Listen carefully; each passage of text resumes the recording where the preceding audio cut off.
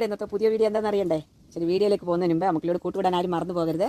കേല് കണ്ടോ, നല്ല പരുവത്തിൽ നിൽക്കുക. ഇപ്പോൾ ഇതെല്ലാം വിളവെടുക്കണം. ഇന്നെല്ലാം എടുക്കാൻ പറ്റുമോ എന്ന് എനിക്ക് സമയമുണ്ടോ എന്ന് അറിയത്തില്ല. എന്നാലും കുറച്ചെങ്കിലും എടുത്തിട്ട് പോകാം. ഒത്തിരി ഉണ്ട്, എല്ലാം വിളവെടുക്കാൻ സമയമായി. അപ്പോൾ എല്ലാത്തിനും കൂടെ സമയം തികയുമെന്ന് അറിയത്തില്ല. ഇന്ന് പറ്റുന്നുള്ളത്തോടെ ഞാൻ എടുക്കാൻ പോവാണ്. അപ്പോൾ കേല് നമുക്കൊന്ന് നമ്മുടെ വിളവെടുക്കാം കേട്ടോ. നമുക്ക് കൈ കൊണ്ടേ ഒടിച്ചെടുക്കാം ഇത് കേട്ടോ. അല്ലാതെ നമ്മൾ പിച്ചാത്തിയോട് എടുത്താൽ നല്ല കറക്റ്റായിട്ട് ഒടിഞ്ഞു കിട്ടും. നമ്മളിങ്ങനെ ഒടിക്കുമ്പോൾ ഇച്ചിരി സൈഡൊക്കെ ഇതായിട്ട് കിട്ടും.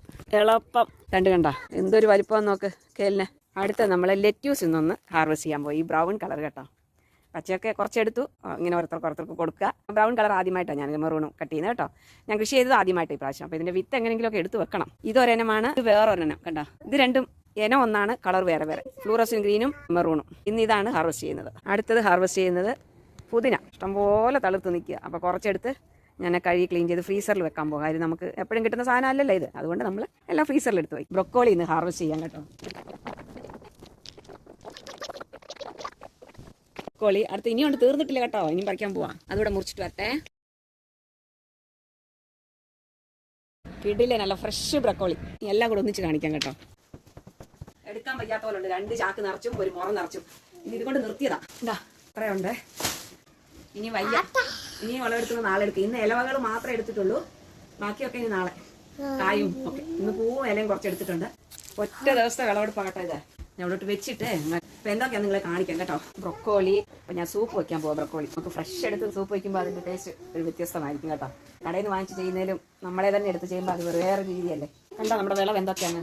ബ്രൊക്കോളി ഒറ്റ ദിവസം വിളവാണ്. പച്ച ചീര, അതാ ചുമന്ന ചീരയുടെ അതേ ഇനം തന്നെ പച്ച കളർ. ഇത് പച്ചയും റോസ് കളറും കൂടെ ചേർന്നത്. ഇത് നമ്മുടെ നല്ല തനി നാടൻ ചുമന്ന ചീര. ഇത് ഫ്രഷ് പുതിന.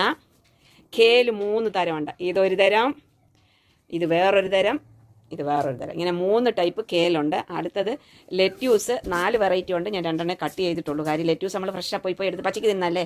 അന്നേരം എടുത്തിട്ട് വന്ന് തിന്നാന്ന് വിചാരിച്ചിട്ട് ഞാൻ എല്ലാം കട്ട് ചെയ്ത് വെക്കുന്നില്ല. ഇതൊക്കെ പിന്നെ നമുക്ക് ഫ്രീസ് ചെയ്ത് വെക്കാൻ പറ്റുന്ന സംഭവമാണ്. ലെറ്റ്യൂസ് ഒന്നും ഫ്രീസ് ചെയ്ത് വെക്കാൻ പറ്റില്ല. മക്കളിയുടെ ഒറ്റ ദിവസത്തെ വിളവ് ഒരു ടേബിൾ നിറച്ച് സാധനങ്ങൾ കണ്ടാ. ഇനിയുണ്ട്, ഞാൻ ഇന്ന് എടുക്കുന്നില്ല, നിർത്തി വെച്ചു മതി. കാരണം ഇനി അടുത്ത വേറെ കുറച്ച് പണിയുണ്ട്, അത് ചെയ്യാം. ഇന്നത്തെ വിളവ് ഇത്രേ എടുത്തുള്ളൂ.